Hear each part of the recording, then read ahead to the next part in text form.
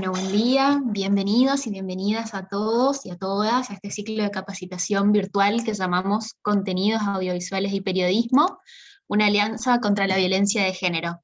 La movida de hoy está organizada por ADEPA, junto a la iniciativa Spotlight. Mi nombre es Bárbara Reed, soy editora de La Mañana de Formosa y parte de la Comisión de Diversidad de ADEPA y voy a ser su moderadora en el taller de hoy.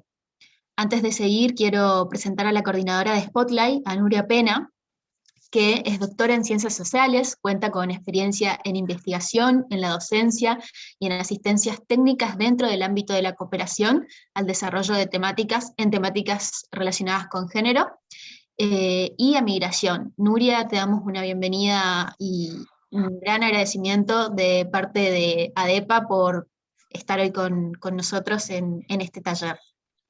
Hola, buen día. Estoy tratando de prender la cámara, no me deja, les aviso. Ahora, a ver, ahí está.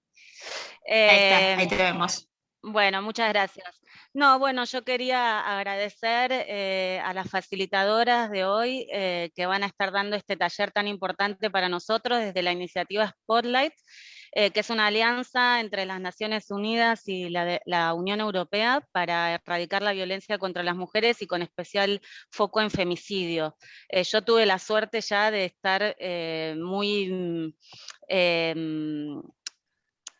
bañada en varios de los materiales que se vienen produciendo desde la iniciativa y la verdad que es un lujo, agradezco muchísimo, es muy importante que tengamos esta oportunidad y que seamos conscientes de la importancia de trabajar desde los medios de forma responsable, pero también tomar conciencia de procesos que pueden suceder de revictimización si no usamos los métodos adecuados, y bueno, y un montón de otras cuestiones que muchos de ustedes dentro del periodismo las conocen bien, pero que es un lujo que nos la puedan explicar en mayor detalle y también en forma de diálogo abierto y compartiendo experiencias con las facilitadoras que están hoy. Así que muchas gracias a todos por tomarse el tiempo en esto, que es una tarea importantísima y que estoy segura que nos va a ayudar a reducir los índices de violencia en la Argentina. Gracias, Nuria. Y a continuación voy a presentar a Martín Echevers, que es gerente de Relaciones Institucionales y Comunicaciones del diario Clarín y presidente actual de ADEPA. Es miembro del board de dirección de la organización global Freedom House, con sede en Washington, y de la Fundación Poder Ciudadano, con sede en Buenos Aires. Y en el 2013 recibió el premio ACON al Comunicador del Año. Martín, te damos la bienvenida. Gracias, ¿Cómo Bárbara. No sabía que ibas a leer el currículum si no te decía que lo evitaras. Ya somos viejos conocidos, No hay así problema. que... El público se renueva. Está bien, está bien. Bueno, nada, en nombre de ADEPA, a la cual Bárbara integra y también nos ha aportado una enorme, junto con otros jóvenes que forman parte también de la Comisión de Diversidad, una enorme bocanada de renovación y de aire fresco y de empuje para tratar estos temas. Quiero darles la bienvenida, agradecerles por participar de este encuentro de capacitación y obviamente agradecer también a la iniciativa Spotlight, a su coordinadora en Argentina, que habló recién, Nuria Pena, y a su equipo de trabajo por la organización de esta nueva serie de talleres de capacitación junto a ADEPA y a todo el equipo. En los últimos años los medios argentinos, y creo que en realidad los medios de todo el mundo, venimos enfrentando una multiplicidad de desafíos de transformación, especialmente uno de ellos y el que nos aboca en muchas de nuestras reuniones tiene que ver con el cambio tecnológico y el cambio en el consumo de las audiencias a partir del surgimiento de Internet y las grandes plataformas digitales, lo cual nos obliga a adaptarnos y a ser protagonistas de procesos de transformación digital en cada una de nuestras empresas y en particular en lo que se refiere a la producción y distribución de contenidos. Pero también hay otros cambios sociales, bienvenidos, saludables, que nos exigen encarar otras transformaciones a los medios y que se vinculan con el rol de relevancia social que siempre hemos tenido para nuestras audiencias y para nuestros lectores. Y en este sentido, en los últimos años los medios de diferente escala vienen asumiendo el desafío de tener una mirada más basada en las diversidades y prestando cada vez mayor atención y dedicación a la construcción de una agenda que refleje la equidad y en donde las minorías se sientan integradas y representadas. Yo siempre digo que muchas veces el contexto, nosotros los medios básicamente, nuestro éxito depende básicamente del grado de inserción y de representación que podamos tener de nuestras audiencias, por lo cual cuando, digamos, el contexto externo se modifica, nosotros tenemos que estar no solo alineados, creo que tenemos una responsabilidad adicional, quizás hasta a veces de estar un paso, o tratar de estar un paso adelante, porque también los medios tenemos un rol muchas veces en la toma de conciencia, en la aceleración de la modificación de culturas, en el evitar que se consagren estereotipos. Por eso me parece que es un doble rol, un rol de acompañar los cambios sociales, pero también, si se puede, no digo de liderarlos, me parece muy presuntuoso, pero sí de ser una herramienta que lo facilite. Y creo que claramente falta mucho por hacer, pero hemos dado varios pasos y que hoy quiero ver el vaso medio lleno, en este sentido, en muchos medios de la Argentina y de la región. La Comisión de Diversidad de ADEPA se inscribe en este mismo sentido. Es una comisión que ya se conformó hace 2 años, en nuestra asamblea de Río Hondo, en Santiago del Estero, del año 2019, se hizo en atención a la creciente necesidad de identificar modelos propositivos y experiencias tanto a nivel local e internacional, con el objetivo de implementar políticas de diversidad, tanto en las empresas periodísticas como organizaciones, como en las coberturas y en el tratamiento informativo. A partir de ese momento, la Comisión de Diversidad se concentró en una agenda de foco en la capacitación de nuestros asociados, y la verdad que estamos muy felices de los avances logrados. Sabemos que debemos seguir trabajando para combatir estereotipos que discriminan y traban el camino hacia la igualdad de derechos y oportunidades, pero realmente estamos satisfechos, y sobre todo porque esto lo hemos hecho de manera voluntaria y proactiva. Nosotros creemos que los cambios que realmente son sustentables, que pueden permanecer, crecer y de alguna manera consolidarse en las organizaciones, son aquellos cambios que se realizan desde la convicción íntima, desde la voluntad de las organizaciones, y no necesariamente desde modelos impuestos desde afuera. Entonces creemos que cuando esto surge de una manera, como tratamos de hacerlo desde ADEPA, muy participativa, muy voluntaria, es doblemente valioso y doblemente sustentable. Por otra parte, queremos afianzar nuestro compromiso con esta agenda. El año pasado firmamos el compromiso Spotlight, que busca generar y difundir información desde la perspectiva de género y derechos humanos para promover la igualdad entre personas y el rechazo a toda forma de discriminación, visibilizando mensajes, vínculos saludables, equitativos y libres de violencia, fortaleciendo la pluralidad en las representaciones sobre mujeres y varones en condiciones de igualdad, entre otros puntos.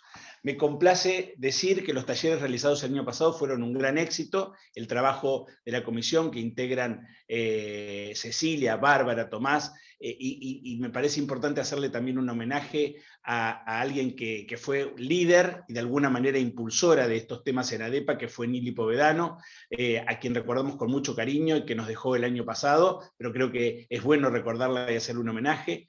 Y decía, fueron un éxito, ¿no? 450 participantes el año pasado, lo que nos demuestra algo que ya intuíamos, ¿no? Que son temas que interesan tanto a la sociedad como a nuestra profesión y a nuestra industria. Es por eso que por segundo año consecutivo realizamos este nuevo ciclo de talleres de capacitación junto a Spotlight, con el objetivo de enriquecer el abordaje y la perspectiva de género en los medios. En esta edición haremos foco en las coberturas audiovisuales, que, como dije en una pequeña charla que tuvimos antes, hoy están totalmente integradas a lo que es la industria editorial y la industria digital. Digamos, hoy somos todos multiplataforma y basta ver la oferta audiovisual de los medios y cómo muchos medios audiovisuales están naciendo de los propios diarios, primero de papel y después en internet. Es que hoy ya me parece que tenemos que hablar de multiplataforma.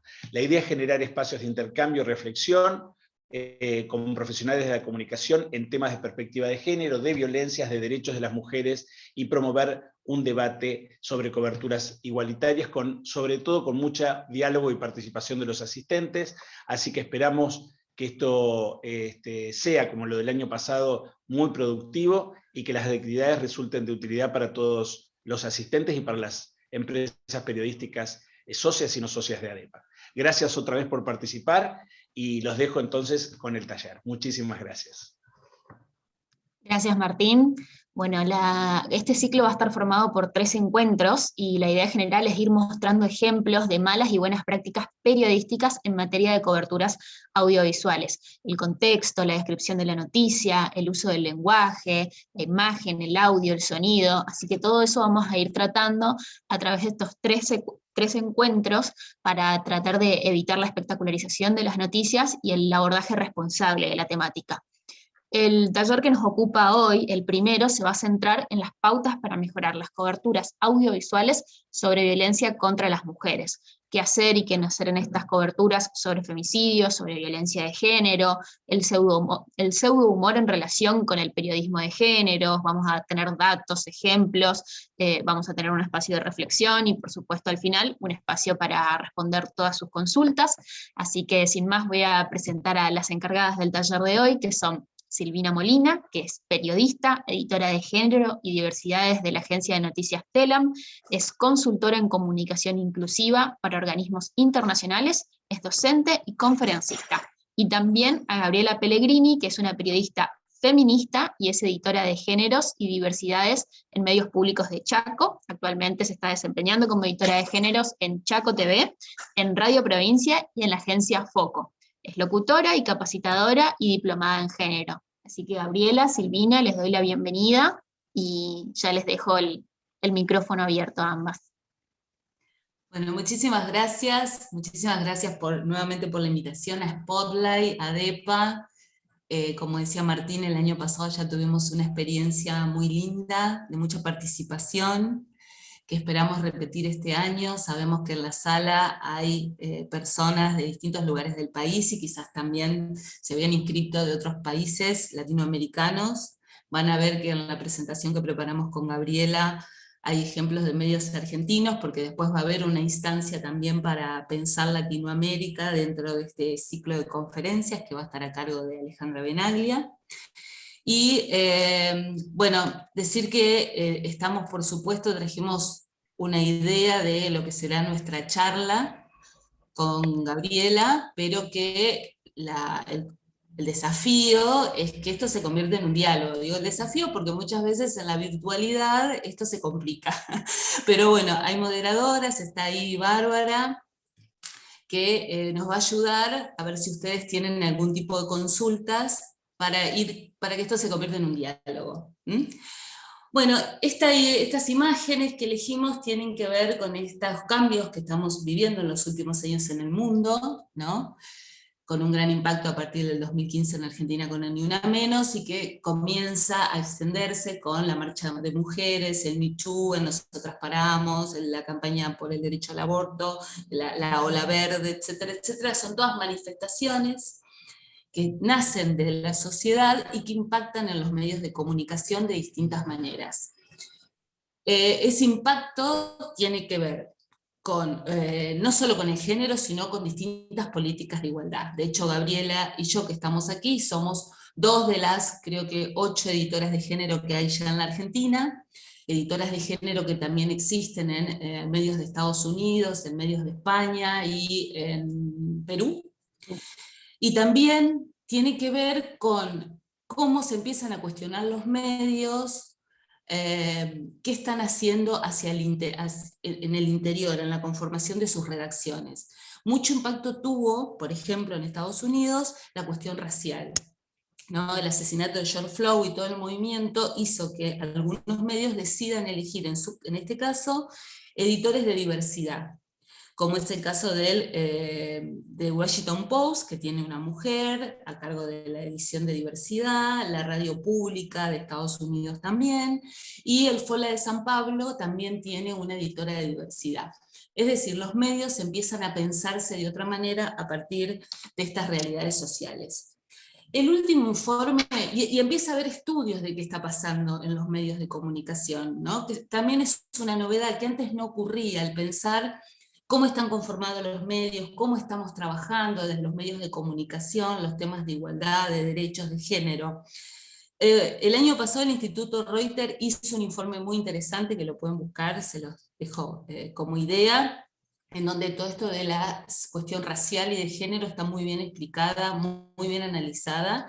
Y el último que tenemos, que apareció la semana pasada, es el monitoreo global de medios, con informes del año pasado, pero que es el monitoreo de medios más importante que se hace a nivel mundial, que se hace cada 5 años, desde los años 90, y no trae muy buenos resultados en cuanto a la igualdad y paridad de género, en cuanto a la conformación de los medios y a las diversidades como fuentes de las noticias, pero sí elegimos traer algo interesante, positivo, que trae este informe, que es que por primera vez desde el 2000, que en Argentina se comienza a hacer el monitoreo global, las mujeres son mayoría como presentadoras de noticias en televisión. Ese es un buen dato que aporta este monitoreo, porque bueno, precisamente esa presión social, ustedes lo verán también en las radios, hoy que venimos a hablar de multiplataformas, en las radios también empiezan a aparecer voces, antes era solo la locutora que daba el clima y la temperatura, la humedad, etcétera, etcétera, y hoy las mujeres empezamos a aparecer en los medios con otros roles. Este también es un informe nuevo de UNESCO, que dice que más del 70% de las periodistas han sido atacadas en líneas. Y lo traemos porque si vamos a hablar aquí de violencia, de cómo debemos tratar adecuadamente, hacer coberturas adecuadas de las violencias de género, de los femicidios en nuestros medios, tenemos que tener en cuenta que también muchas periodistas somos víctimas, estamos en situación de violencia de género, ya sea por nuestro trabajo dentro de la redacción o muchas veces haciendo coberturas que van desde abusos hasta algo que es lo más notable en estos últimos años, que son los ataques en línea. O sea, la misma violencia que se ve en el espacio físico, la estamos sufriendo en los espacios online. Y esta violencia se empieza a documentar, la empieza a documentar distintas organizaciones como Artículo 19, como la Federación Internacional de Periodistas, etcétera, etcétera, y UNESCO también, ¿no?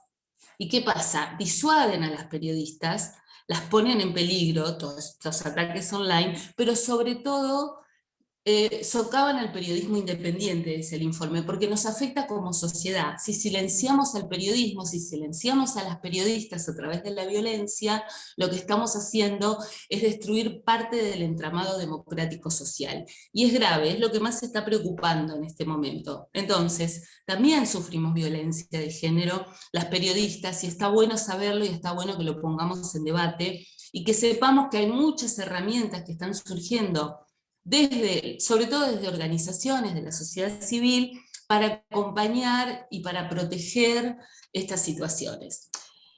Estamos en, sí. Una pequeña acotación, porque más tarde vamos a hablar sobre el pseudo humor, ¿no? Utilizar el humor como una herramienta para básicamente burlarse en muchas cuestiones de esto que estaba comentando Silvina recién, estos ataques a una prensa o un periodismo con perspectiva de género, ni que hablar del lenguaje inclusivo y demás, pero para que vayan de alguna manera desnaturalizando esto que por ahí se utilizan con herramientas como este pseudo humor para sostener una violencia que básicamente es simbólica, pero después lo vamos a desarrollar.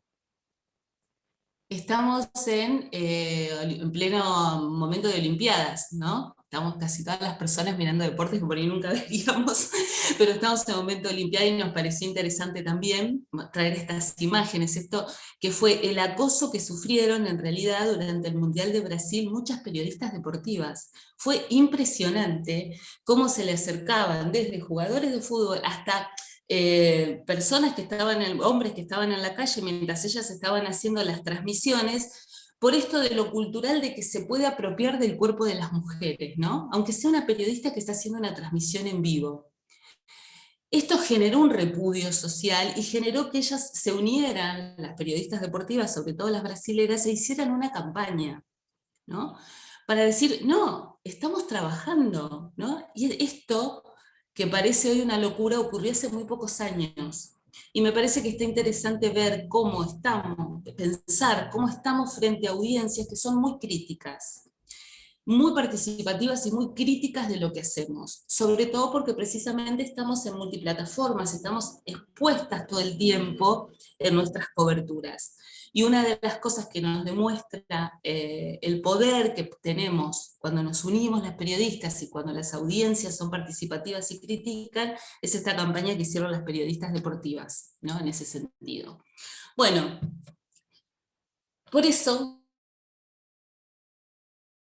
con ADEPA, porque necesitamos que esto sea un compromiso de quienes tienen decisión en los medios de comunicación, de quienes tenemos distintos roles dentro de los medios de comunicación, de organismos internacionales, como es el caso de Spotlight, porque necesitamos de todos los actores sociales para que realmente desde el periodismo colaboremos en prevenir la violencia de género. Y creemos profundamente en la necesidad de pensar lo que cada medio necesite, pero que sean pautas claras, decálogos, manuales, protocolos, lo que necesiten, pero que sea una construcción de esas redacciones, de esos equipos de trabajo, para que quede claro cuáles son las pautas y cuáles son los sí y los no en un medio de comunicación, porque hay cosas que ya no podemos debatir. O sea, tenemos derechos que nos han costado muchísimo conseguir en este país y a nivel mundial a través de convenciones internacionales, de legislación. Necesitamos ahora que esos derechos se cumplan. Entonces no podemos seguir debatiendo derechos. Y esos derechos tienen que estar plasmados también en las pautas que nos damos como periodistas para hacer coberturas de las violencias de género. La violencia de género, que es algo que tenemos que mostrar los medios de comunicación, no es por generación espontánea, no es que un día alguien se levantó y empezó a violentar y a matar mujeres. Tiene un porqué, y un desafío que tenemos como periodistas es ir mostrando las desigualdades, es ir mostrando la discriminación, que son la base de la violencia de género que lleva a la violencia extrema, que son los femicidios, ¿no? Es un efecto dominó. Y ese efecto dominó tenemos que mostrarlo en los medios de comunicación. Tenemos que pensar coberturas que muestren las desigualdades, que muestren la discriminación de una manera respetuosa, porque es una manera muy concreta de hacer prevención de la violencia de género. La pandemia, por ejemplo, dejó muy en evidencia que somos las mujeres quienes cuidamos, algo que los organismos internacionales venían diciendo hace muchos años y que no se entendía bien, ¿no? Bueno, ¿qué está pasando con las políticas de cuidado? ¿Qué tipo de políticas públicas se están dando concretamente para acompañar esta situación que es desigual y que es de discriminación? Hoy por suerte hay muchos materiales que nos sirven para hacer notas y muchas fuentes tenemos en estos momentos para hablar de estos temas. Traje un ejemplo. Traemos ejemplos de medios, por favor, estamos todas las personas que estamos aquí aprendiendo. Gabriel y yo estamos aprendiendo mientras estamos haciendo esto, así que necesitamos traer medios para poner algunos ejemplos, y no es una crítica específicamente a un medio, lo quiero aclarar, es porque nos estamos revisando todo el tiempo. Todo el tiempo. De hecho, lo que nosotros solemos decir, y mientras vos vas profundizando en estos ejemplos, es que no tenemos verdades reveladas, sino que es una construcción permanente de una deconstrucción que hacemos de esta revisión del periodismo que aprendimos hace 20 años, o 15, o 10, o lo que fuera, ¿no? Y esa revisión, por eso es muy importante lo que decía recién Sil, de construcciones conjuntas de cara adentro de cada uno de los medios, redacciones, revisarnos, problematizar de qué manera abordar estas temáticas, y entonces ahí comenzar a construirnos como medio de comunicación con perspectiva de derechos, porque básicamente es esto, con perspectiva de derechos humanos. Sí. Bueno, este es un ejemplo, ¿no? Digo, que se hace una tapa con mucho Photoshop, ¿no? Para sacar edad, ¿no? A Cecilia Roth, y es la misma actriz la que después, a través de sus redes sociales, por esto decía de esto de las audiencias activas, la misma actriz critica esa decisión editorial de photoshopearla, ¿no? Y así tenemos otros ejemplos, trajimos uno, pero para mostrar esto de los estereotipos, esto de cambiar la cabeza, sobre todo el tema de las imágenes, pensar cómo vamos a empezar a mostrar estos estereotipos, cómo lo están haciendo las marcas de moda, estarán viendo ahora que es impresionante desde Victoria's Secret hasta las tapas de Vogue, están, por ejemplo, cambiando totalmente qué tipo de mujer, o sea, la variedad que somos como mujeres se están viendo, y eso lo hacen los medios, precisamente por lo que decía Martín al principio, porque están analizando todo el tiempo sus audiencias, y es un requerimiento de sus audiencias, porque si no, las están perdiendo al no reflejar la sociedad que realmente somos. Bueno, ya vamos a ir con algunos tips concretos después de esta intro de unos tips concretos de violencia de género. No sé, Bárbara, si hay alguna pregunta o algún comentario antes de que sigamos. No, por el momento no. Se ve que...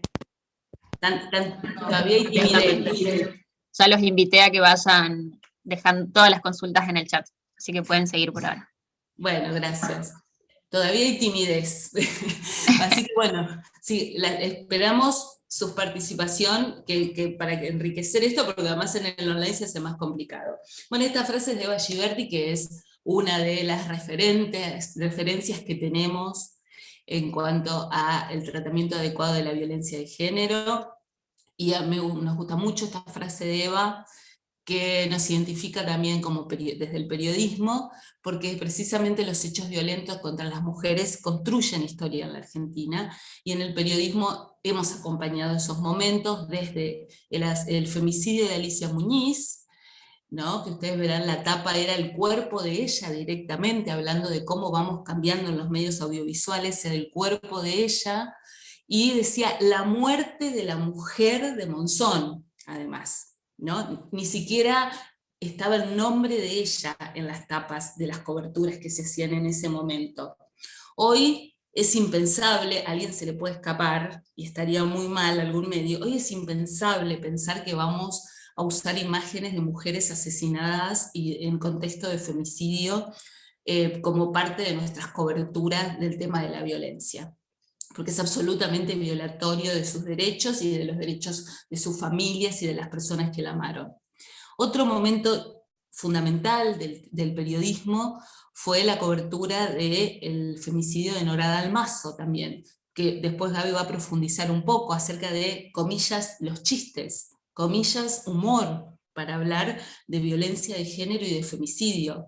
Fue realmente vergonzoso lo que pasó en esa cobertura, que además tenía que ver con personas de una posición económica alta, y entonces había como un ensañamiento también en ese sentido, hablando de estereotipos, ¿no? De lo mal que nos hacen los estereotipos.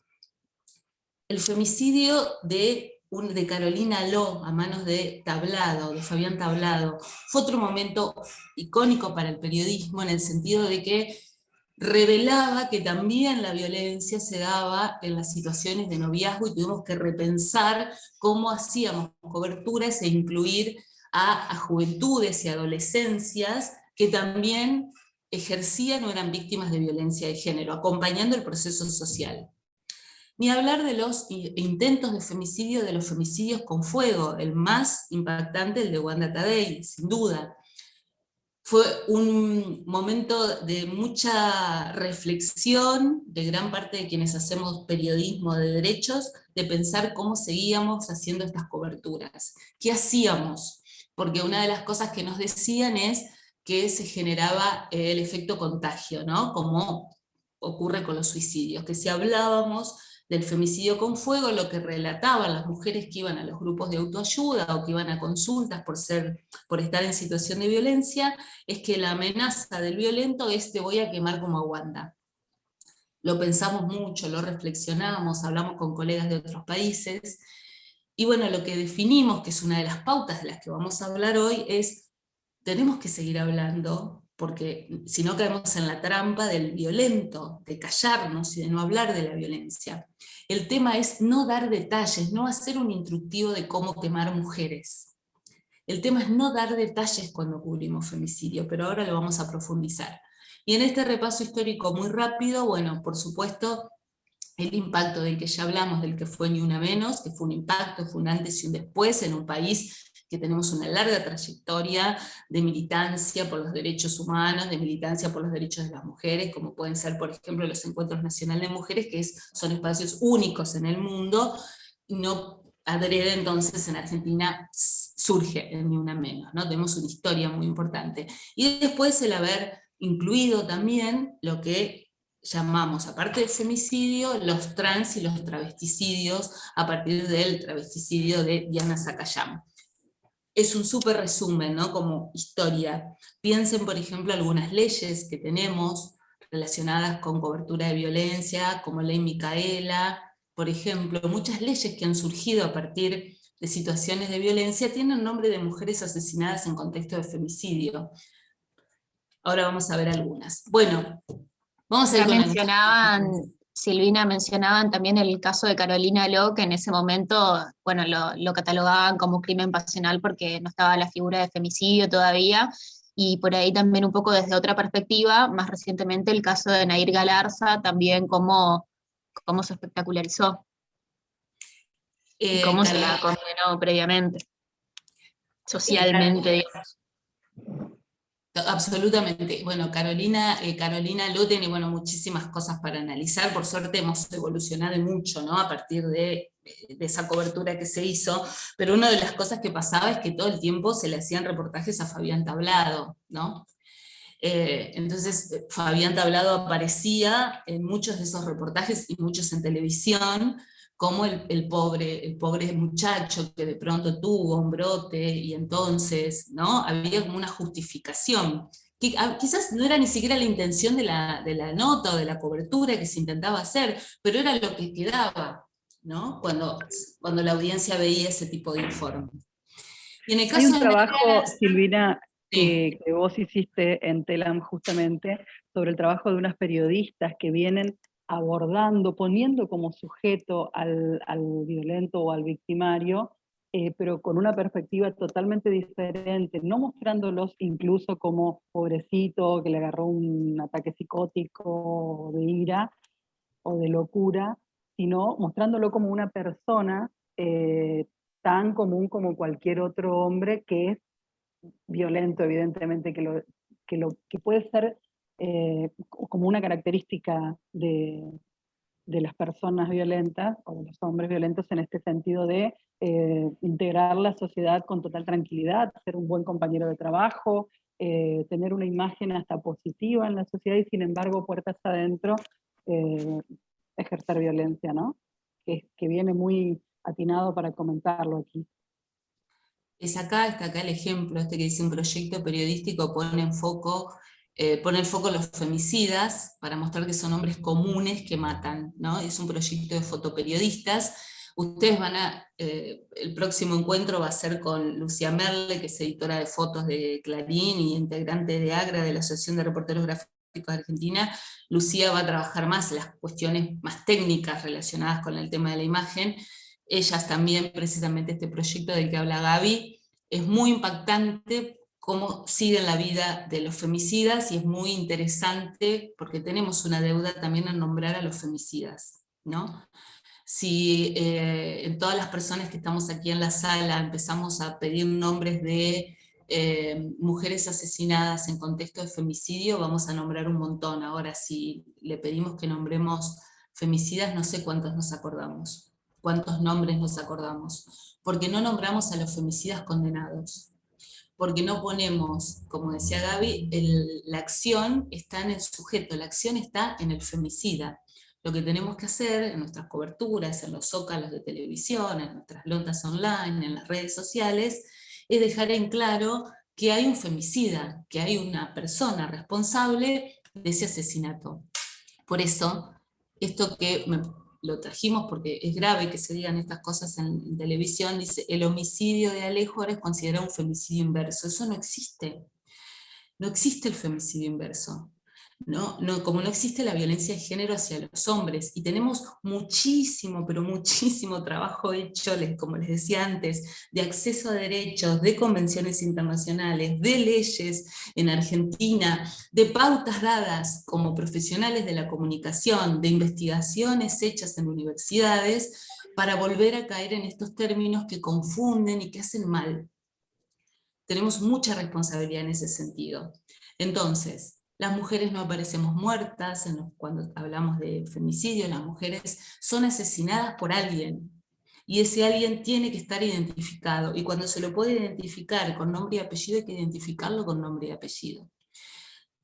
Lo que usamos es violencia contra las mujeres por razones de género, violencia machista es un término que de a poco está ingresando, se usa mucho en España, por ejemplo, y en algunos países latinoamericanos. Usamos en Argentina femicidio. Fíjense que la palabra femicidio no está en el Código Penal, en la reforma del Código Penal. Habla de crimen o asesinato por razones de género, la legislación argentina, pero hemos adoptado en los medios de comunicación el término femicidio, y ese ha sido uno de nuestros grandes aportes precisamente a la cobertura del tema. Se usa también en otros países latinoamericanos y el término feminicidio, que podemos decir que es sinónimo, pero tiene una pequeñísima diferencia, que si quieren después lo hablamos, pero no me quiero detener en esto, y después trans y travesticidios. Y cierro esta filmina con ¿no? Esto es un suplemento de fin de semana. ¿Querés contarlo vos, Gaby, que sos de la zona? Es un suplemento, sí, suplemento del diario de mayor tirada, de aquí de la provincia de Chaco. Suplemento Finde, ¿no? Nos invita a ver, no sé si se quieren cosas relajadas y demás, y utilizaba mucho este tipo de tapas con mujeres, las imágenes hegemónicas, mujer blanca, hermosa, con muy buen cuerpo.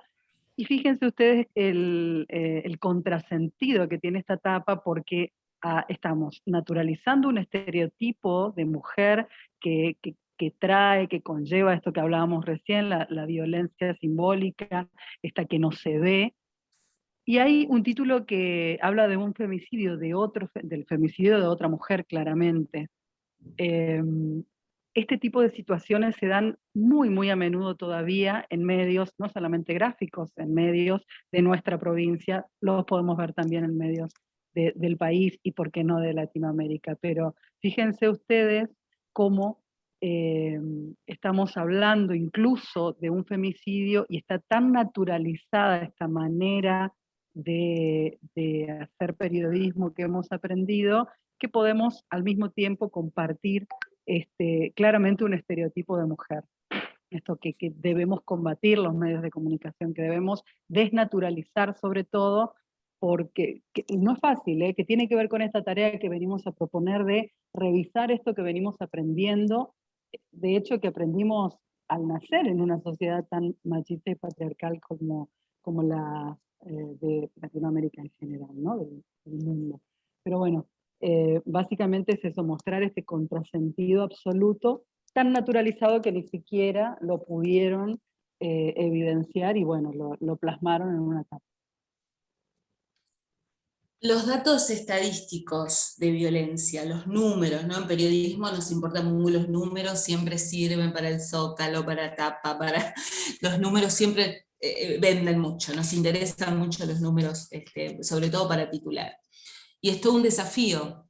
Primero porque los datos oficiales que toma como oficiales a nivel del gobierno, y porque además lo dice la Ley de Protección Integral a las Mujeres, los datos oficiales son los que ofrece la Corte Suprema de Justicia. Y son a año vencido, porque se hace realmente un trabajo muy importante, muy serio, de revisar expedientes en todo el país. En un sistema además federal como el nuestro, ¿no? O sea, está la Corte Suprema y después cada provincia tiene su corte. Entonces, tenemos cifras del año pasado. El año pasado, 287 femicidios.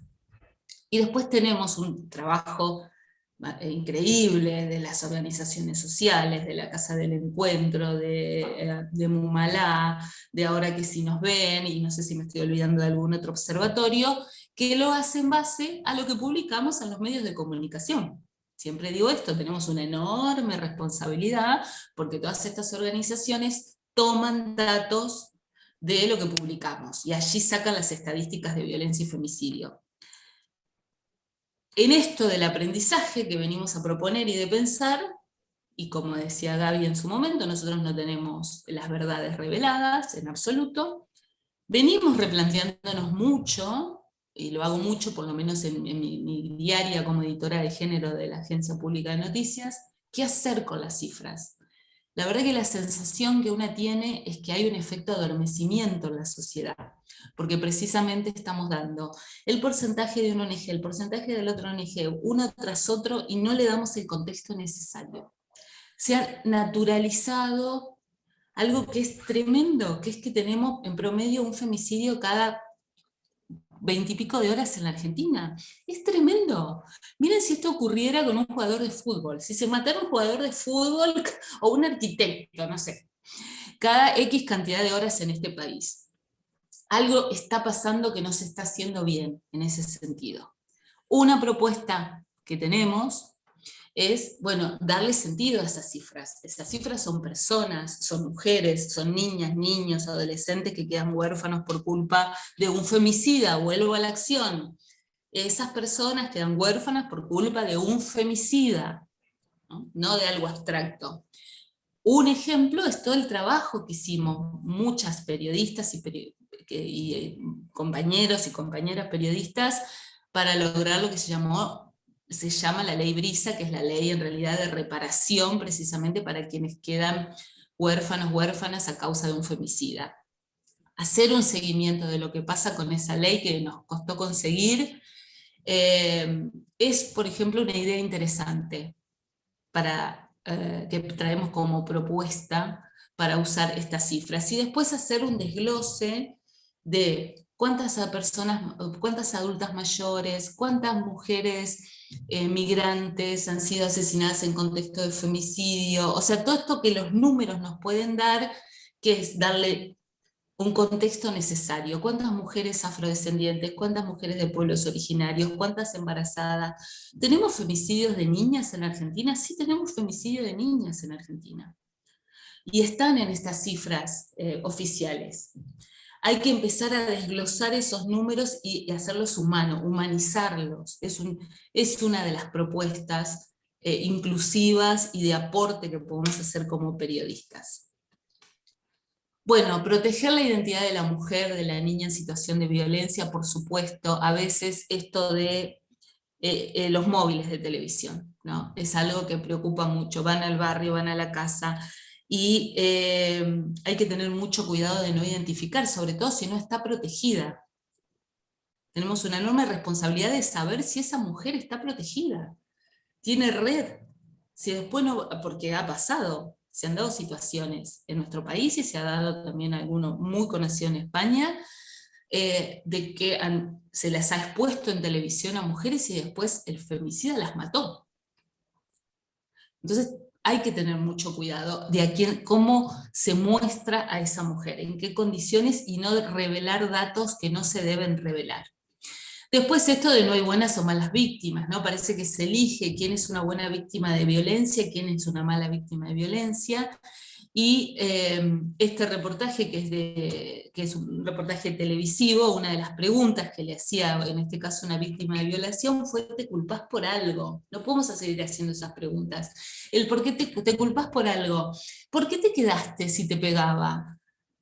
Reitero, ya estamos en un momento en donde tenemos que tener la capacitación suficiente para saber que ese tipo de preguntas como periodista no la podemos hacer, como no se puede poner en un programa de juegos, de preguntas y respuestas, en qué calle fue el ataque a Ángeles Rawson en 2013, que en realidad es el femicidio de Ángeles Rawson, que se usa para un programa de juegos. La audiencia criticó muchísimo esto, y de hecho quienes hacen el programa pidieron disculpas y dijeron que iban a revisar, Pero bueno,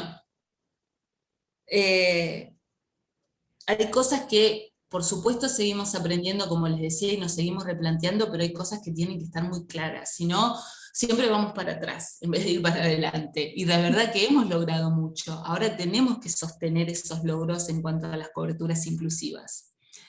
Las imágenes, el respeto mínimo y elemental, de no usar, por supuesto, los cuerpos maltratados, mutilados y asesinados de las mujeres en contexto de femicidio, y ojo con las imágenes de redes sociales. Necesitamos imágenes para el informe en la tele, para las redes sociales, porque ya necesitamos el like en la cobertura online.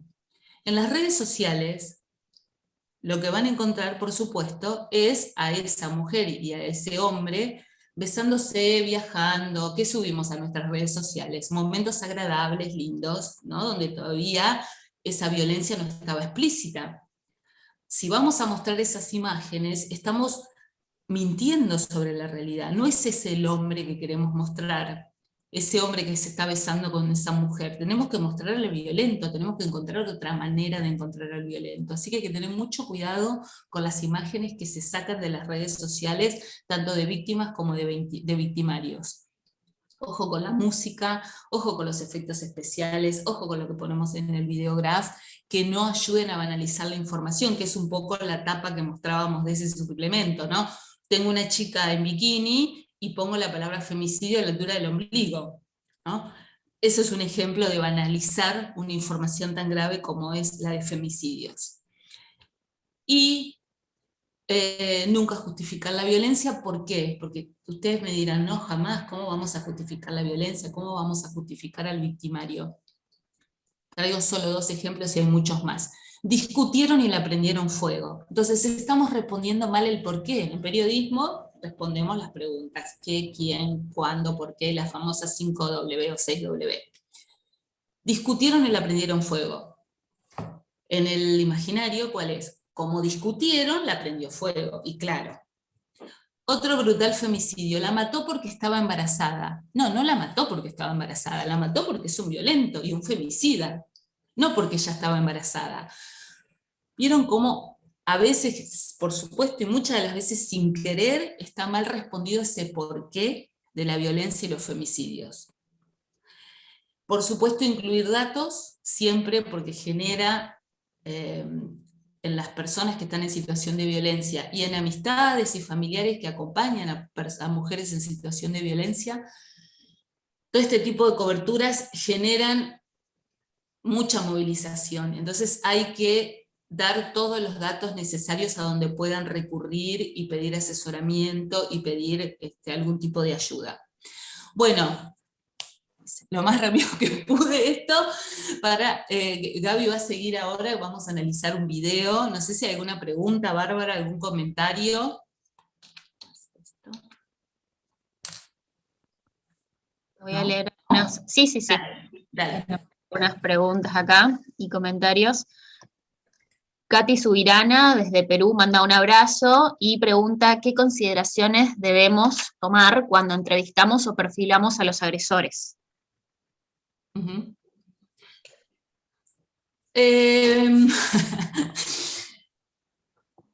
Perfilar me parece bien, perfilar un agresor me parece bien, me parece que hay que, bueno, contar de qué tipo de persona estamos hablando, mostrar que un agresor es un hombre común, que generalmente, voy a hacer una generalización, ¿no? Hay casos muy particulares, pero digo, en general es una persona muy amable, muy socialmente muy agradable, que no da pistas hacia la afuera de que es un violento, y que sí es un violento adentro de su casa, dentro de las 4 paredes de su casa. Me parece que eso es interesante mostrarlo. Hay un ejemplo muy claro en ese trabajo que hicieron las chicas, Lula y entre otras periodistas gráficas, que vos trajiste ahí como ejemplo, que muestran a través de una imagen nada más, una fotografía en una entrevista que le hacen a uno de los femicidas, una fotografía de cuando era niño, que estaba con su jardinerito, cuando iba al jardín de infantes.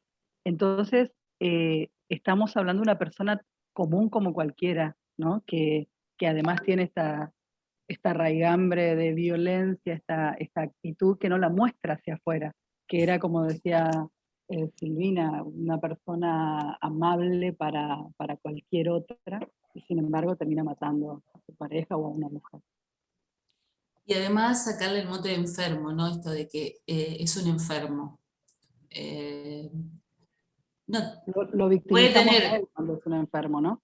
Claro, puede tener por supuesto alguna condición, pero no justifiquemos, es una manera de justificarlo. No puede ser que tengamos un enfermo cada 48 o 24 horas en la Argentina que mate mujeres, la verdad es imposible.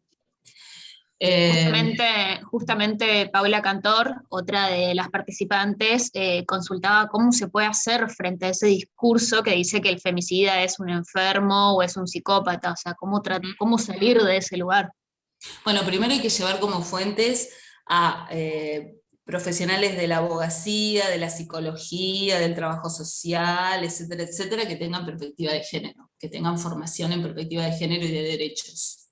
O sea, no cualquier profesional puede opinar sobre estos temas, y hay algunas personas que van a la televisión.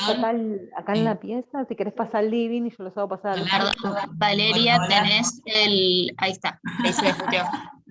Esto pasa en las mejores familias y en las mejores...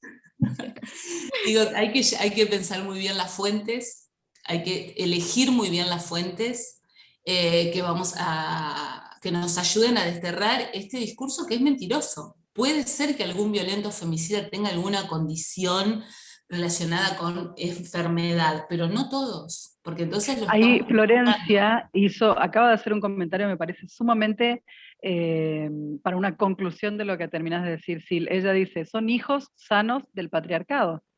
No son locos, no son enfermos, no son psicópatas, son hijos sanos del patriarcado. Crecimos en esta sociedad patriarcal y machista que genera esto, y la responsabilidad como hacedoras y hacedores de medios de comunicación es no naturalizarlo, básicamente eso, ¿no? Y lo que preguntaba la colega de Perú, por un lado me parece interesantísimo esto, espero que hayamos dado pauta y podamos pensar más de cómo perfilarlo. Ahora, entrevistarlo, voy a decir algo polémico. En general no estoy de acuerdo en que se le dé cámara a un violento. No estoy de acuerdo, en general. Podemos hablar de algunos casos. Acá no es las dos campanas, ¿eh? No. Acá hay una mujer que está muerta, que él asesinó, que no se puede defender, que no puede dar su versión. Y darle voz a los femicidas, y algunos incluso han sido héroes, ¿no? Gracias a la cobertura que se les ha dado, sobre todo en televisión. Entonces no estoy de acuerdo en general. Podemos pensar en algún caso particular, pero yo no estoy de acuerdo en darle cámara. Bueno, ¿algo más? Las voy a dejar seguir y voy a separar algunas preguntitas para el final, así no nos distraemos tanto del hilo conductor que ustedes tenían planeado. Síganos. Bueno, pongo este video, vos me decís, espero que salga bien, Gaby, hasta dónde lo querés, o si lo querés completo. Este es cortito. Nosotros trajimos dos videos, no sé si va a dar el tiempo para ver los dos, pero sí vamos a ver este. No obstante, es importante destacar esto que venimos viendo, ¿no? Si bien hay notorias mejoras en algunos casos de los abordajes, y vemos que a esta altura de la vida, de la revisión, tanto de la sociedad como nosotros como comunicadoras y comunicadores, hay cosas que no se deben hacer. Sin embargo, la televisión, las redes, los medios audiovisuales siguen siendo muy eficientes y eficaces a la hora de reproducciones de las lógicas patriarcales. Y lo que se logra con esto es naturalizarlas. Por eso hacemos mucho hincapié. ¿Qué pasa? Se sigue espectacularizando los hechos. Ahí muchas veces mencionaba Silvina acerca de esto, tanto con la música, con las imágenes. Ahora vamos a ver un video también. Se sigue culpabilizando a las sobrevivientes, denigrando a las víctimas, reforzando estereotipos, también vimos algunos ejemplos, y esto que hace incentiva el morbo que claramente hay en la sociedad, pero que tenemos que tener la responsabilidad de a la hora de hacer coberturas mediáticas, no sostenerlo. Nosotros en estos ejemplos hemos visto cómo a lo largo de entre 10 o 15 minutos, todo un bloque en muchos casos de un programa de televisión, no solamente exponen a las víctimas o a las sobrevivientes de violencia de género, sino también hay todo un contexto de cronistas, panelistas, especialistas, si ustedes quieren, que sostienen un tema que evidentemente está midiendo, por eso hay que sostenerlo, y al sostener en el aire vienen, por supuesto, opiniones que en muchos casos hasta llegan a ser especulaciones y juzgamientos que no tienen nada que ver con informar, sino más bien ya con esta cuestión de espectacularizar. Y prestemos atención a esto que recalcó en más de una oportunidad Silvina, respecto de los detalles de la violencia. A mí me gustaría que veamos el video y luego vayamos, en todo caso, intercambiando, haciendo una crítica constructiva sobre esto que vemos, ¿no? Ahora lo podemos poner, Sil, si te parece. Bueno, a ver si va. No. El anterior.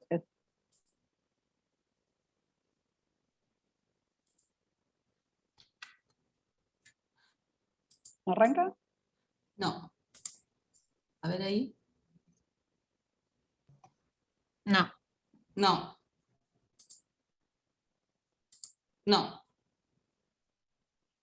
A ver, yo lo tengo. Vamos a ver si tengo la posibilidad. Lo tengo aparte, digamos. Bueno, ¿querés que yo deje de compartir? ¿Y vos lo querés poner, Gaby? Vamos a tratar de... Dale, y si querés, Bárbara, mientras hacemos eso, con este pequeño problemita, contestamos algunas otras o intercambiamos otras ideas. Perfecto, perfecto. Hay varias preguntas que se repiten, que son similares, que van en el mismo sentido, digamos, que apuntan a cómo exigirle a un medio la perspectiva de género y la perspectiva de derecho. No sé si la pregunta apunta más desde el lado de la audiencia o desde el lado desde los mismos trabajadores y trabajadoras del medio, pero cómo podemos, digamos, instar y hacer que los medios se den cuenta de esta responsabilidad que tienen. Bueno, sí, por supuesto que es un trabajo en conjunto. Es muy difícil si quienes toman decisiones en los medios no asumen esta responsabilidad. Muy difícil. Si no tienen este compromiso. También lo que les está pasando es que se están quedando fuera, como venimos diciendo desde el principio, como lo dijo Martín al principio de este encuentro, quedan fuera de la realidad social, o sea, están perdiendo audiencia, están perdiendo dinero, están perdiendo su lugar. Entonces tendrían que entender esto. Es muy difícil si el medio no se compromete. Y después, por supuesto, hay una serie de acciones, que hay ejemplos que ocurren, de trabajadoras, trabajadores de medios, que tienen sus comisiones internas y que marcan la diferencia con la línea editorial del medio, cuando el medio no tiene una línea que va acorde con los derechos, acorde a derechos en general, ¿no? No hay una única fórmula, eso les quiero decir. Se van encontrando las maneras de hacerlo, pero por supuesto que tiene que ser de abajo hacia arriba, de arriba hacia abajo, y tiene que haber un encuentro, y puede haber incluso acompañamientos externos, ya sea de organizaciones periodísticas, de sindicatos periodísticos, para que esto ocurra. Esto es como lo primero la primera idea que tengo en relación a esto, ¿no? Sara Domínguez pregunta, por ejemplo, cómo y dónde en ese caso, si se puede denunciar a medios de comunicación. Ella pregunta puntualmente a los medios de comunicación estatales, o sea, municipales o provinciales, si se los puede denunciar por reproducir constantemente violencia hacia las mujeres o revictimización. Está la Defensoría del Público, ¿no? En la Defensoría del Público no es sancionatoria la Defensoría del Público, que eso me parece interesante recalcar, ¿no? Lo que hace la Defensoría del Público es analizar las denuncias que le llegan y después hace toda una tarea pedagógica con los medios que incurren en estas violaciones de derechos. Y en cuanto a, habría que ver en cada provincia qué instancias tienen, pero si es un medio público me parece tremendo. O sea, yo como trabajadora de un medio público tenemos muchísima responsabilidad, como tienen todos los medios, ¿no? Pero un medio público tiene una especial responsabilidad en hacer una cobertura correcta, enfocada en derechos, sin hablar con perspectiva de género. Bueno, ahí está. ¿Ahí se ve? Dale, sí. Bueno, dale, vamos a compartirlo y después en todo caso lo analizamos. Me pasó 3 veces, esta es la tercera, y anteriormente no. Fueron episodios nada que ver a estos, mucho menos violentos, pero violentos en sí, obviamente. ¿Amenazas, golpizas? Sí, obviamente. No, me ahorcó, y en el sillón adentro, me ahorcó, y salió inmediatamente una de las hijas a gritar y decir, no, papá, no, papá. De vuelta, después me soltó, después se metió encima, me puso las rodillas encima.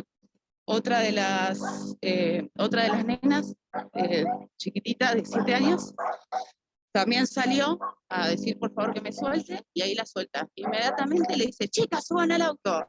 Las agarra, las pone en el auto, y ahí es cuando la secuencia de que me la pone primera, me quiere atropellar, yo me corro, me sigue rociando con alcohol, que yo para esto, yo seguía ahí encerrada. Me decía que me aleje de la camioneta, porque yo le decía que por favor que me abra, que no me deje acá, cuando las chicas estaban atrás en la camioneta. Me seguía rociando con alcohol, me seguía rociando con un rociador grande, me rociaba con alcohol, me rociaba con alcohol. O sea, la intención que era prenderte fuego. No, no lo sé, no te podría decir, pero porque era lo primero que tenía al alcance, y yo le decía por favor me abra, y bueno. ¿En otra oportunidad utilizó un arma? Sí. ¿Cómo fue? Un arma que ya la allanaron acá y le encontraron el arma. Sí, me había apuntado una vez con el arma, pero no había gatillado ni nada. Bueno, ahí suma un elemento más que desconocíamos, el intento de, no el intento, rociarla con alcohol. Un detalle, Fer, Ger, Milva, que quiero compartir con ustedes, que suma que son las lesiones detectadas por el médico legista. Las voy a leer porque tienen que ver con la constatación de los golpes que sufrió la víctima. Dice textual el médico legista que le envía este informe a los fiscales, dice que los golpes le provocaron lesiones tales como equimosis subclavicular de 0,5 de extensión, equimosis en brazo izquierdo, lóbulo auricular izquierdo, región submentoniana derecha y muslo izquierdo. A ver, esta definición, que es técnica, no hace más que acreditar todo aquello que ella acaba de contar. Que las reventó, 5 lesiones, claro. Exacto, las 5 lesiones que describe el médico legista son compatibles exactamente con el relato que ella hace. Digo esto porque después cuando nos metamos en la declaración del acusado, va a decir una cosa que no tiene nada que ver con lo que plasmaron los médicos revisando a la víctima y lo que los fiscales dan por acreditado. Mirá lo que declaró el imputado. Hicimos un extracto de la declaración indagatoria, el 308 en provincia de Buenos Aires. Cuando llegué a mi casa, mi novia empezó a insultarme y a agredirme verbalmente. Amenazó con que me iba a quitar a mis hijos, dice, entre otras cosas, Luciano Napolitano. Adentro del quincho se tiró encima mío y yo en todo momento evité la confrontación. Siempre se pone él como víctima, invierte el relato. Logré salir del quincho y subir a mis nenas a la camioneta. En ese momento se me prendió del pelo y me tiró al piso. Acuérdense el relato de Mariel. Todo el tiempo cotégelo, se va a dar cuenta, sumado al informe del médico, lo inverosímil de este relato que estamos contando, que es el de Papo. En ningún momento la encerré y llamé a la policía para avisar que mi novia estaba con una crisis nerviosa. Ponele que hizo el llamado, es fácil de constatar. El tema es si no fue un montaje para desviar la investigación. Esto se va a poder corroborar. Me alejé del domicilio para evitar la violencia. Yo tenía miedo que suceda una desgracia. O sea, te vas de la casa, dejas un arma calibre 38, o sabes que el arma está al alcance de ella y te vas, supuestamente, si temes una desgracia. Bueno, varios elementos de esta declaración que, insisto, cuando alguien declara como imputado, la ley dice que puede mentir. ¿Sí? A diferencia de no declarar en su contra. Cuando declarás como testigo, tenés obligación de decir verdad. Ahora, Mauro, una pregunta. Y los fiscales, el juez y los fiscales dicen claramente, este relato es inverosímil, las pruebas del médico legista sostienen el relato de ella. Bueno.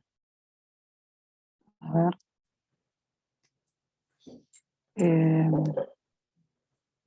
Bueno, varias cosas, ¿no? Gaby, vamos a ver si en este video. Interesante, primero, vamos por la positiva, vieron todo el tiempo, creo que ya todos los canales de televisión lo tienen, el 144, ¿no? Ya tenemos esta práctica, por suerte, de poner el teléfono de referencia, que es a nivel nacional, que es gratuito, que está a las 24 horas, y seguramente ustedes en sus provincias o países, quizás otros recursos que puedan existir y que están muy buenos, que podamos incluir también en nuestras coberturas. y después cómo Mauro Z va contradiciendo lo que dice el violento, ¿no? Dice, quiere ponerse en el lugar de la víctima, quiere dar vuelta la situación, y me parece que es un buen análisis. Bueno, sí. diga, Ahora, siga y me quedo incluso con el final de Mauro. Entendemos nuevamente esta idea de revisar el periodismo que hacemos, pudo haber sido Mauro, pudo haber sido yo, cualquiera de todos nosotros haciendo un análisis de esas características. Da la sensación, está bueno mostrar detalles de la investigación, es decir, por dónde va la investigación. Dar detalles de la violencia ejercida nunca está bueno. Volviendo a esta idea que planteaba antes también Silvina en relación a la cuestión de dar detalles termina generando el paso a la acción de otros femicidios.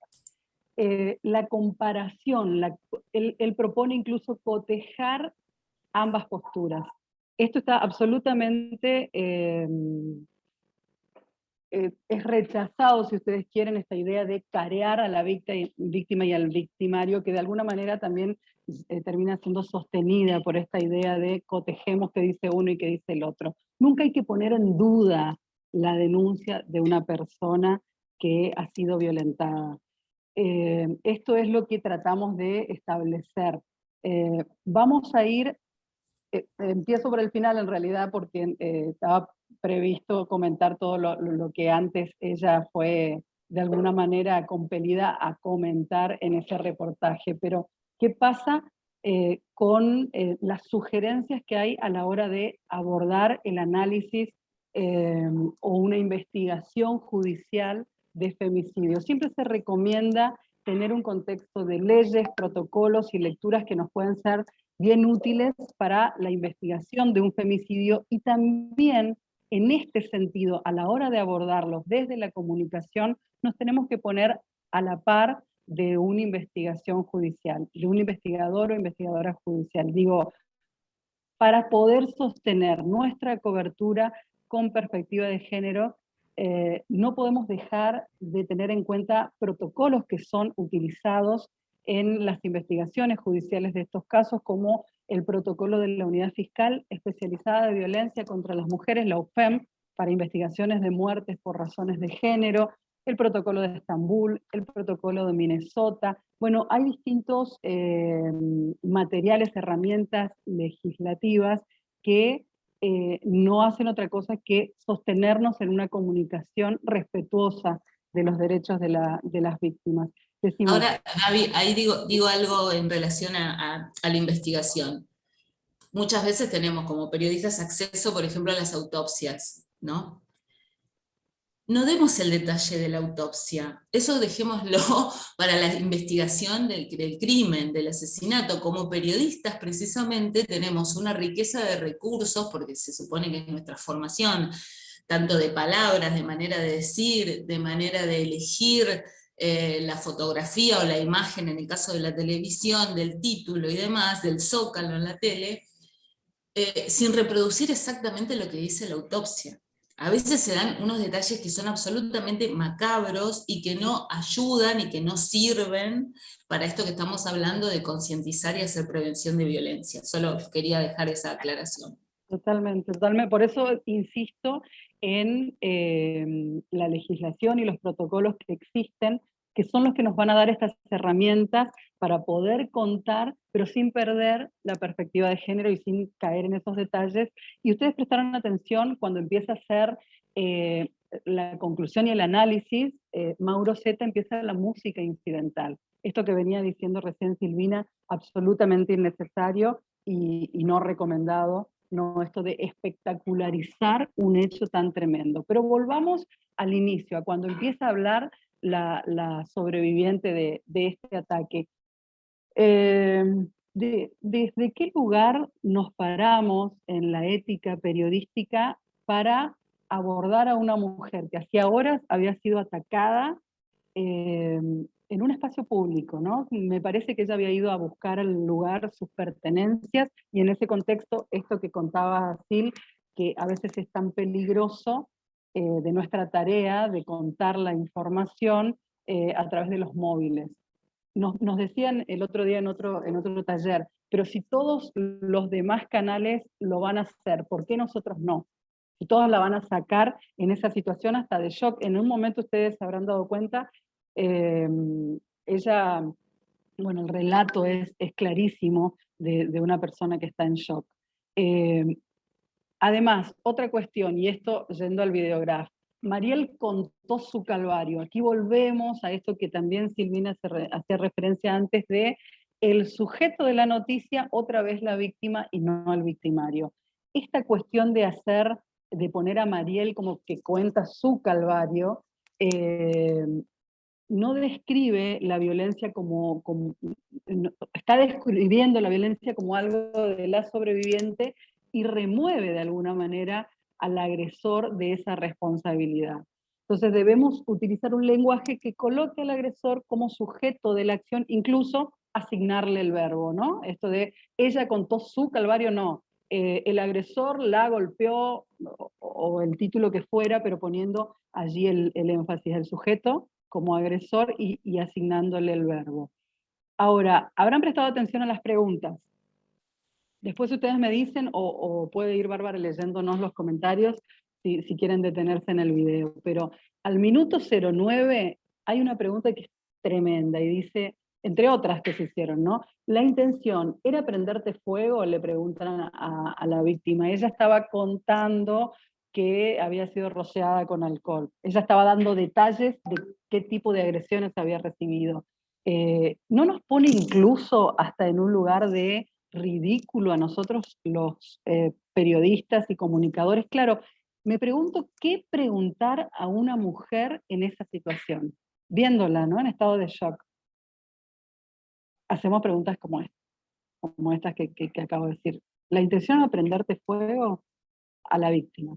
Y bueno, otra vez los detalles, esto de los detalles de la agresión, que informativamente preguntarnos, ¿qué nos suma? Nos suma dar detalles de la agresión, tanto luego en el análisis, como decía Silvina, de detalles de los golpes y demás, o en el caso de un femicidio, de una autopsia, que puede ser tremendo. ¿Nos suma informativamente? Las reconstrucciones son útiles cuando se utilizan con el afán informativo, y bueno, evidentemente no son necesarias para la comprensión de los hechos. Los detalles e imágenes escabrosas no inducen al rechazo del maltrato en sí, y en cambio lo que hacen es espectacularizar las noticias. Hay quienes hablan de cuando hacemos este tipo de coberturas, de una pedagogía de la crueldad. No debemos describir las agresiones minuciosamente, ni el método que precisó para utilizar X femicidio. Como hacer estas descripciones, como también decía Sil, requiere de nuestra creatividad y de nuestro profesionalismo. Es un desafío porque tampoco tenemos que caer en minimizar o invisibilizar un hecho, tenemos que contarlo, pero nunca yendo a la espectacularidad, nunca a imágenes que puedan ser tremendas. Esos detalles no incentivan la demanda de justicia ni promueven la igualdad, que es lo que nosotros tenemos que tratar de sostener en nuestras coberturas. Por el contrario, lo que hacen es lesionar la dignidad de las mujeres, y lo que es peor respecto de nuestras audiencias es insensibilizar frente a la violencia de género, y pueden llegar incluso hasta incentivar a que otros agresores, esto que decíamos, pasen a la acción, pero insensibilizar con números, insensibilizar con detalles, porque estamos naturalizando de alguna manera esta violencia, que la necesaria información no se convierta en un muestrario detallado de la crueldad, es un objetivo que nos podemos plantear en este tipo de coberturas. Bueno, estaba también el otro video, no lo vamos a ver porque incluso es un poquito más largo, tiene las mismas lógicas. Si les parece, lo pueden poner en imágenes nada más, como para poder ver que lo que hicieron fue entrevistar a una víctima, entrevistarla desde el sanatorio donde todavía estaba internada. Fue un caso de de un anestesista que la había golpeado. En este caso, incluso lo que hacen es no solo revictimizar todo el tiempo, por supuesto, a la mujer, vuelven a ponerla como sujeto de la noticia y no al victimario. Le preguntan cómo se había contactado, porque evidentemente el cronista sabía que la mujer lo había conocido a través de Tinder, de esta aplicación de citas, que termina de alguna manera justificando, ¿no? Ah, claro, se encontró con una persona después a través de una aplicación de citas. También en algún momento el cronista le hace referencia a que ella había tenido la oportunidad el día anterior, se ve que era una segunda entrevista, mostrándola así como ustedes pueden verla ahora. Tuviste la oportunidad de dialogar con el abogado del victimario. Esto hicieron en este medio de comunicación. Carearon, no presencialmente, pero sí a través del teléfono, a la víctima con el abogado del victimario. Una locura, una insensibilidad y absoluta carencia de perspectiva de derechos en este sentido. Y después, incluso, a lo largo de la entrevista surge la admisión de que no solamente el agresor, el victimario, había estado se había drogado, sino también ella. Los dos se habían drogado. Entonces ella cuenta esa situación y la lleva hasta al final de la nota a pedir perdón a la familia y a toda la sociedad porque ella se había drogado. Y de esta manera justifica al agresor por ser un adicto en alguna medida, y a ella también porque al haberse drogado le da cierta responsabilidad. Esta es la idea que deja una entrevista a una mujer que está todavía en estado de shock, todavía golpeada con unas imágenes que, bueno, otra situación que tampoco es menor, es que todo el tiempo de la entrevista, yo les hablo de coberturas de 10 y 15 minutos, que obviamente extrajimos 3 o 4 minutitos para no hacerlos tan extensos, pero durante todo el tiempo de la entrevista es esa imagen, no hay un solo insert. ¿Qué hacemos habitualmente quienes trabajamos en televisión? Sabemos que una entrevista debe ser cubierta por un paño de imágenes que sean alusivas, ¿no? Claramente la intención era sostener el morbo todo el tiempo en la pantalla de una mujer golpeada y, bueno, absolutamente vulnerada. Nos ponemos, sí. Nos ponemos en esta situación, ¿no? Nos llega a todas. Digo, tengo una nota, va a hablar tal víctima, va a hablar porque además nos pasa, sobre todo a quienes hace mucho tiempo trabajamos con este tipo de periodismo, de enfoque en el periodismo, va a hablar, quiere hablar porque está desesperada, quiere hablar ¿por qué? ¿Y por qué llega al periodismo esa mujer? Porque no la escuchan en los lugares donde tienen que escucharla el Estado, sea comunal, sea provincial, sea nacional, porque no la escucha el Poder Judicial, donde tenemos un enorme, enorme problema en todo el país en lo que hace a la protección de las personas en situación de violencia. Entonces llegan al periodismo. Ahora, esa mujer que llega al periodismo no conoce todo lo que sabemos quienes estamos en esta sala que hacemos periodismo, no conoce los códigos periodísticos, no conoce el impacto que puede tener todo lo que ella diga, ya sea para ponerla más en riesgo, para perjudicarla si hay una causa judicial, para que sea después discriminada en su trabajo, en su barrio, para las consecuencias que puede tener para sus hijas e hijos. No entiende todo eso. Como periodistas tenemos la responsabilidad de que entienda toda esa situación y tenemos la responsabilidad de saber si tiene red. Nunca tenemos que exponer a una mujer en esta situación si no tiene red de contención, si no sabemos que está acompañada. Lo lamento por el rating, digo, estamos planteando hacer otro periodismo. Es otro periodismo que no va por el morbo y el rating y lo que vende más. ¿Es un desafío? Sí, es un desafío. ¿Es posible? Y sí, es posible. Es precisamente hacia donde están cambiando los medios de comunicación, ¿no? Es más, está contraindicado hacer entrevistas a las víctimas, salvo cuando ya las podemos mostrar en un lugar de sobreviviente, ¿no? Una mujer que salió de un hogar violento, de un contexto de violencia de género, que pudo superarse. Estas son las imágenes que debemos elegir para mostrar a la hora de hablar con una sobreviviente en todo caso. Incluso con sus familias. A las familias darles el lugar, el tiempo, respetar ese tiempo prudencial. Con este mismo caso que veíamos recién en imágenes, le habían hecho una entrevista al papá, y el papá dijo al aire, en vivo, si yo lo agarro, lo voy a buscar y vas a ver quién soy, me tocaron una hija, lo voy a matar. Esto se reproduce, y esto es reproducción de violencia, y esto lo dice un padre en una situación de desesperación claramente. Estos son los momentos inadecuados de abordar a un familiar, y ni que hablar de una sobreviviente. Pasamos si no hay alguna intervención, alguna pregunta, pasamos a lo del humor, chiste, entre comillas. No Sí, sé, solo un comentario de Julieta, creo que lo había hecho con respecto a los videos, que se resaltaba cómo lo nombraban siempre como el hijo de Papo y nunca decían directamente, hasta hoy no sabemos el nombre del chico, de hecho, no lo conozco, no sé cómo se llama. Pero bueno, eso, si bien mostraban imágenes de él y blurreaban la cara, quien era víctima también, a él nunca lo llaman por su propio nombre, y bueno, es de alguna manera también una especie de protección, digamos, el no decir el nombre de él. Totalmente, sí, muy atinado el análisis. Pasamos a... Lo que pasa es que ustedes saben la cantidad en el país, saben la cantidad de situaciones como esta que vimos de Luciano Napolitano violentando a una mujer ahí por día, pero claro, es el hijo de Papo. Entonces, mediáticamente, obviamente, dentro de las reglas mediáticas, de los códigos mediáticos, vende, ¿no? Y incluso hasta invisibilizarlo. Vamos con esto.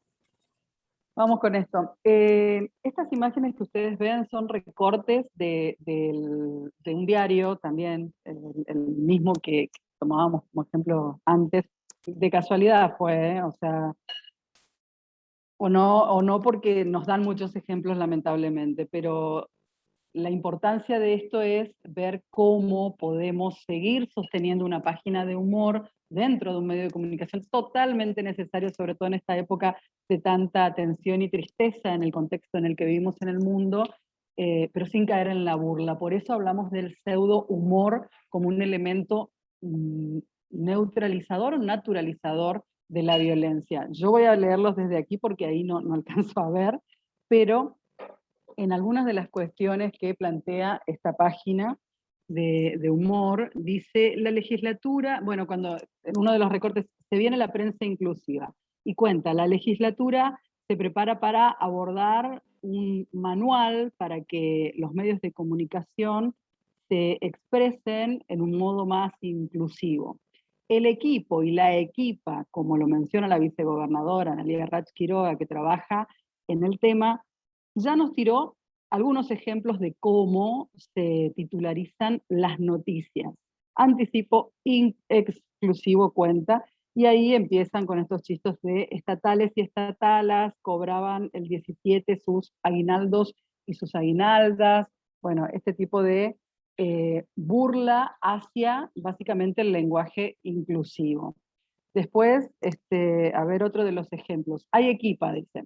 La semana pasada nuestra página dedicada al lenguaje inclusivo hizo que algunas chicas y perritas falderas, esto generó todo un revuelo en las redes aquí a nivel periodistas, ¿no? Aquí en Chaco. Usaran las redes sociales para pedir nuestra decapitación en la plaza central de la ciudad, el día que la boludez se exporte, logramos la pobreza cero, lo dicen con signos de admiración, pero bueno, hagamos lo posible por seguir riéndonos mientras no lo metan en el Código Penal. Esto había generado claramente la expresiones, la repercusión de distintos grupos de periodistas que tenemos perspectiva de género respecto de un repudio para este tipo de pseudo humor, porque entendíamos que lo que hacen es sostener la violencia. ¿Cuál es la violencia que estamos sosteniendo aquí? Es la violencia simbólica, que ustedes saben que está caracterizada por ser una violencia invisible, soterrada, subyacente, implícita, la cual está escondiendo una matriz basal de las relaciones de fuerza, de las relaciones de poder. Y podemos citar a lo que permanentemente nos dice Michel Foucault respecto del poder. El poder está en todas partes, y como cuál es nuestra responsabilidad como comunicadoras y comunicadores, es hacer visible, no invisibilizar esa lucha de poderes que muchas veces sostenemos con estos estereotipos. La agresión a través del humor protege a quien la hace de dar explicaciones, incluso porque dicen, no, es humor, es chiste. Si nosotros nos replanteamos, si la sociedad se replantea, no reírnos más, no nos causa gracia, o hoy no nos causaría gracia el humor del que tanto nos hicieron reír en la década de los 80, 90, el Negro Olmedo, Porcel. Ese humor, incluso otros más cercanos, ya comenzó a ser revisado. No lo podemos sostener nosotros en los medios de comunicación, ni mucho menos en el medio informativo. Es evidente que el lenguaje inclusivo es un disparador de violencia, ¿no? De violencia simbólica, porque la burla, que además resulta ridícula en muchos casos porque no tiene un fundamento, pone de manifiesto que lo que molesta es la inclusión, no la vocal, básicamente. Y bueno, finalmente lo que proponemos es que ningún chiste es inocente, y lo sabemos, y que se puede hacer humor cuando el humor no termina cayendo en la burla. Y decir que, por supuesto, excede este encuentro, que ya lleva 1 hora y media, la estamos pasando muy bien, y nos quedamos todo lo que haga falta, es que el lenguaje inclusivo no es solo una E, es muchísimo más que eso, y también hacer humor de esta manera, específicamente con el lenguaje inclusivo, es mentiroso, es perjudicial, porque la verdad que es tan rico el lenguaje inclusivo, tan rico, que quedarse solo con esto le hace mal a la sociedad, nos hace mal como sociedad, ¿no? Bueno, hicimos como un pequeño resumen y después nos quedamos charlando todo lo que quieran. A ver si puedo, no puedo bajar a la otra diapo. No sé por qué. Ahí está. Algunas sugerencias así como para ir cerrando, ¿no? Lo habíamos dicho, si querés arrancar, Gaby. Bueno, dale. Esto de no sensacionalizar la noticia apoyado en cortinas musicales, fue notorio este ejemplo que trajimos de cuando empieza el momento de la reflexión, esa música incidental absolutamente innecesaria. Bueno, todo lo que venimos diciendo como no recomendado, ¿no? En cortinas musicales que son dramáticas, en recreaciones, dramatizaciones en excesos de los acontecimientos, los titulares o en el videograph que son escandalosos, o imágenes, preguntas o comentarios que no respetan la dignidad de la sobreviviente o de la víctima del femicidio. Y bueno, después un poco todo esto lo venimos diciendo, es como un punteíto final, y una idea que dejamos, que incluso surgió del taller anterior que dimos con Gaby la semana pasada, que nos preguntaban, bueno, ¿qué hacer con las imágenes? Y surge ahí en el grupo charlando, esto de tener archivo de imágenes, ¿no? La tele que necesita paños, tener archivo de imágenes, archivo que sean inclusivas, que sean charladas por los equipos, que lo tengan, digo, hay un hecho, hay una situación que es noticiable relacionada con violencia de género, después pensamos mejor qué imagen usar. Pero mientras tanto tengamos ya un archivo que esté consensuado y que sepamos que es inclusivo, ¿no? Eso está bueno, más allá de los protocolos que se dé cada medio.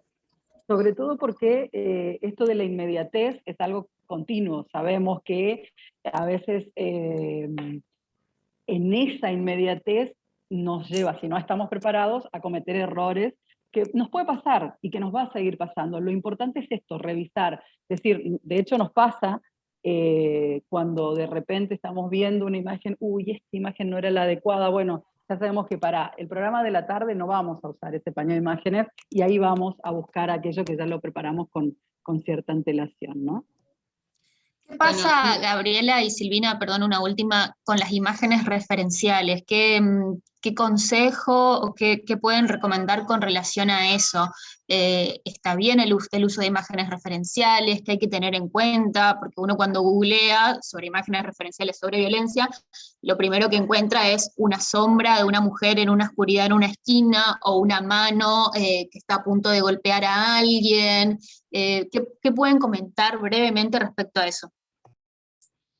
Es un tema, a mí me apasiona, pero después Lula Merle les va a contar más, pero a mí es un tema que a mí me apasiona porque hay muchísimo trabajado en lo que es imagen artística e imagen publicitaria en relación a violencia y femicidio, pero hay muy poco trabajado en lo que hace fotoperiodismo.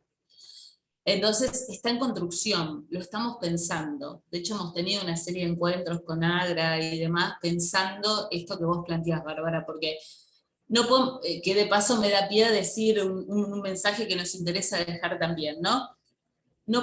Ya pasamos la etapa de mostrar solo a mujeres como víctimas, mujeres golpeadas, mujeres lastimadas, agredidas, con cuerpos mutilados.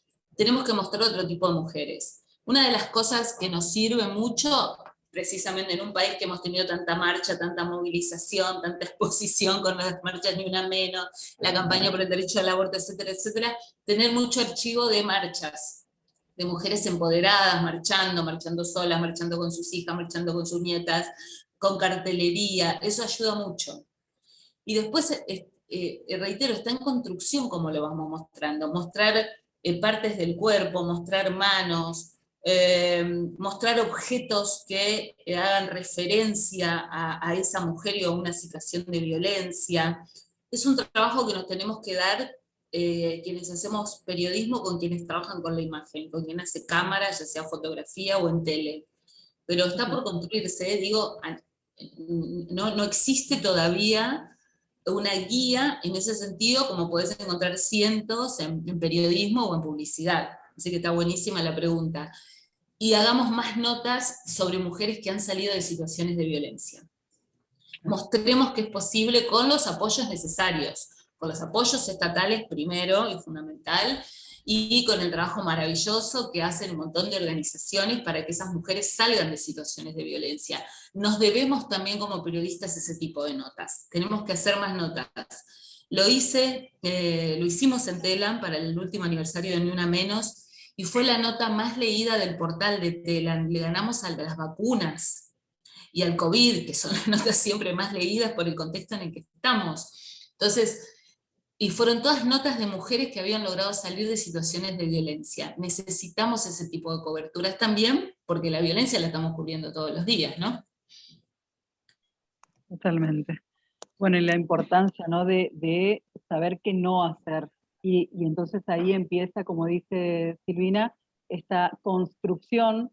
Hablamos de una deconstrucción del periodismo que venimos haciendo para reconstruirnos. Y esto es un proceso, en eso estamos, no hay nada cerrado todavía porque es un aprendizaje permanente, pero nos da mucha herramienta saber que contamos con un banco de imágenes, con un paño de imágenes, con una carpeta específica para temas de género donde pueda acudir el editor para sacar, para saber y para no cometer errores de oír no sé, pensaba recién en la referencia a una ciudad, cuando se trató del caso de Úrsula, que fue en la provincia de Buenos Aires, ¿no? Úrsula Bailo, sí.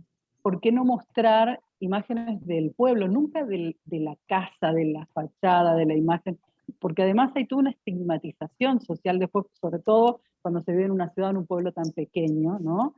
Tener el criterio de poder mostrar imágenes que sean referenciales de ese pueblo. No sé, acudimos nosotros siempre a las imágenes de marchas, de reclamos de distintos casos, que no necesariamente tienen que ser de ese puntual, pero que sí hacen a un contexto de lucha de una sociedad que quiere salir de este tipo de prácticas violentas, ¿no?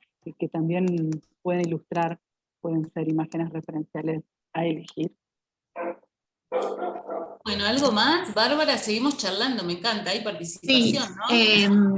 me quería quedar con una reflexión final que no quería dejar de mencionar, que la destacaban acá Taira Peña y Constanza Vázquez, que es sobre la audiencia de este taller, muy activa por cierto, que prácticamente de 87, casi 90 participantes, la gran mayoría son mujeres, creo que simplemente hay 7 u 8 varones, y bueno, de la importancia también de resaltar que esto no es solo una cuestión de mujeres, que es muy común que esto suceda. A nosotros también nos ha pasado en el diario de haber hecho capacitaciones e invitar, por ejemplo, a la policía para que mande, sobre todo a quienes están encargados de redactar los partes policiales, de que tanta falta hace también la perspectiva de derecho en ese ambiente, y nos ha pasado de que han mandado solamente policías mujeres, y bueno, entonces eso está bueno también recalcar y explicar que bueno, que parte de todo este proceso justamente es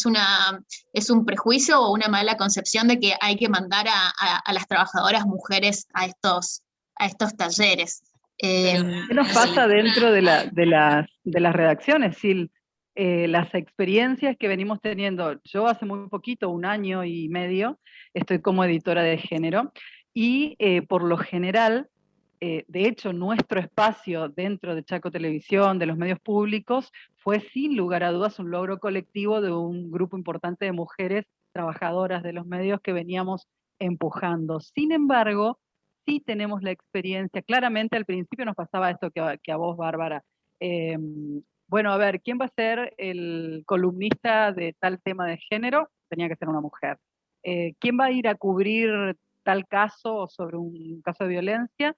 Iba una mujer. Cuando empezamos yo digo, nos sometimos, porque durante el 2020, aprovechando la virtualidad y esto de que mucha gente trabajaba desde casa, hacíamos casi todos los sábados un taller distinto para los equipos de los medios. Y fue increíble el cambio que hemos logrado, es increíble el cambio que como equipo vamos logrando todo el tiempo, porque hay varones que entendieron esto, de la importancia del compromiso que deben tener ellos como comunicadores en principio, pero también como varones, como hombres, de que esta sociedad no cambia si no es entre todos, ¿no? Entonces empezaron a involucrarse en estos temas y empezaron a aprender, a leerse esto que decíamos, la ley de violencia contra las mujeres, los protocolos vigentes, interiorizarnos para tener herramientas.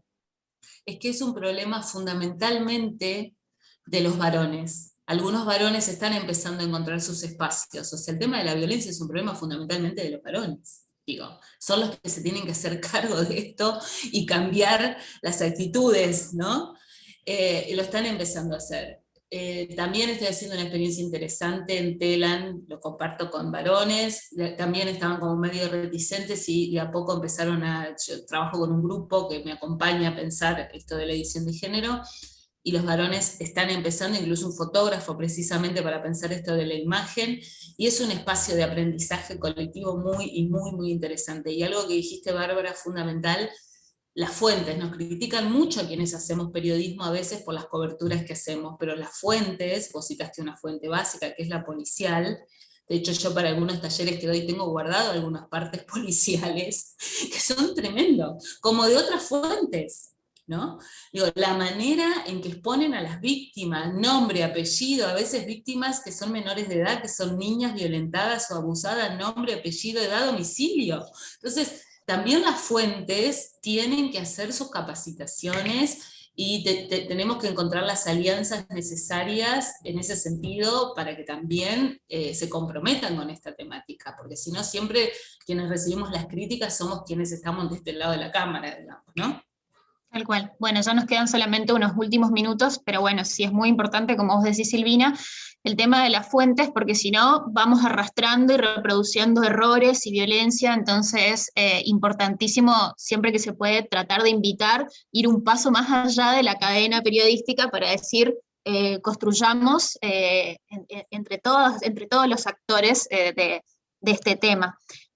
Antes de que nos vayamos, y primero por supuesto les agradezco por la participación, Silvina, Gabriela, por su tiempo y el de todas las personas que se conectaron, quiero recordarles que este es solo el primero de 3 de estos encuentros de esta iniciativa entre ADEPA y Spotlight. El siguiente taller va a ser el 9 de agosto, que va a estar a cargo de Lucía Merle, que es reportera gráfica y editora de fotografía de Clarín desde 2001 y que se ha formado en TEA, en fotoperiodismo. Va a estar súper interesante. Con el mismo link que accedieron hoy, van a poder acceder tanto a la charla del 9 como a la última, que va a ser el 19 de agosto. Y también comentarles que va a estar disponible la grabación de este taller, va a estar todo el material disponible para quienes no han podido ver la charla completa, o que por alguna manera no han podido asistir, así que les pido que estén atentos a los mails, a los recordatorios, y bueno, nos volveremos a encontrar seguramente el 9 de agosto, Silvina y Gabriela están invitadas también. Un gusto contar con ustedes. Muchas gracias, un placer, gracias a todos, gracias.